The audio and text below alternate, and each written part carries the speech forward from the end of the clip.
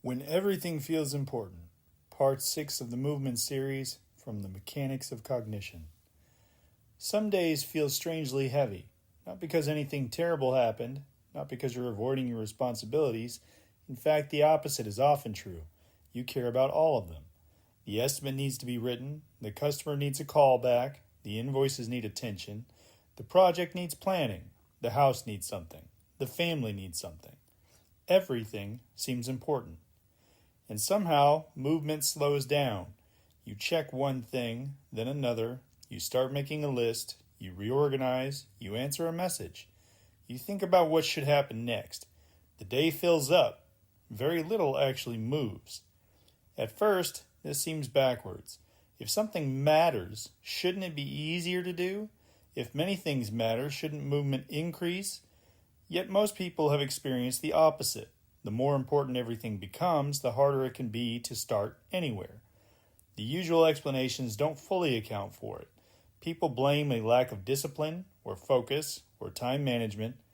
Those things can certainly matter, but they don't explain why capable, responsible people sometimes become stuck when several important things arrive at once. Something else appears to be happening. In the previous articles, we looked at friction, ambiguity, motivation, and open loops. Each pointed toward the same observation. Movement depends on enough prediction to proceed. This article explores what happens when too many predictions compete at the same time. Every unfinished task carries a future. Not just work, a future. It contains possible actions, possible timelines, possible outcomes, possible consequences. One unresolved task is usually manageable. The system can hold it. It can simulate paths through it. It can maintain a working prediction of what comes next. But as unresolved tasks accumulate, something changes. The system is no longer tracking one future, it is tracking many.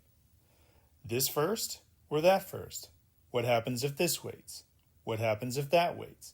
Should I call the customer, finish the estimate, schedule the appointment, process the invoices? Each possibility competes with the others. Movement begins to fragment. This is why overwhelm often feels different from simple busyness. Busyness is movement.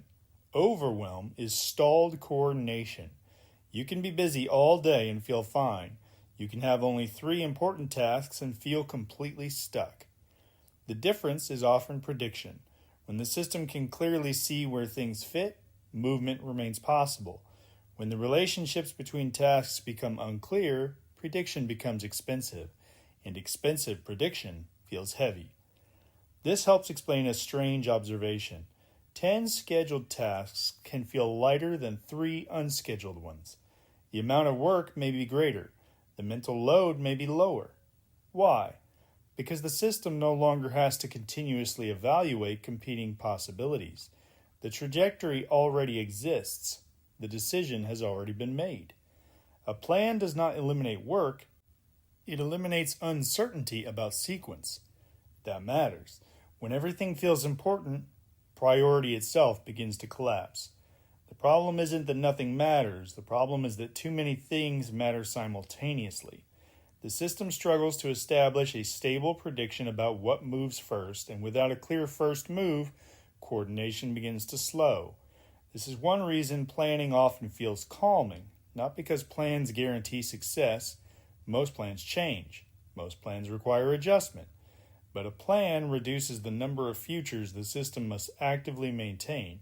It narrows the field. It says, this first, then this, then we'll evaluate again.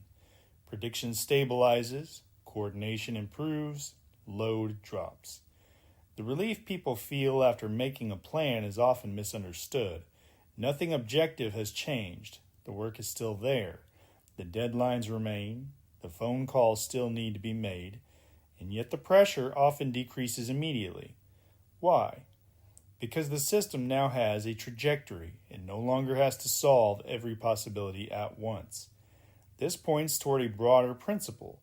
The mind does not merely manage tasks, it manages trajectories. The burden of overwhelm is often not the amount of work. It is the number of unresolved paths competing for coordination at the same time. Some days feel overwhelming because there is too much to do. Many feel overwhelming because too many possible futures remain open at once. The load is often not the work itself, it is the burden of coordinating among unresolved possibilities.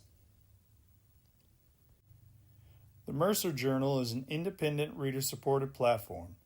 You can back our work at ko-fi.com/WEMercer. That's ko-fi.com/WEMERCER. And thanks for listening.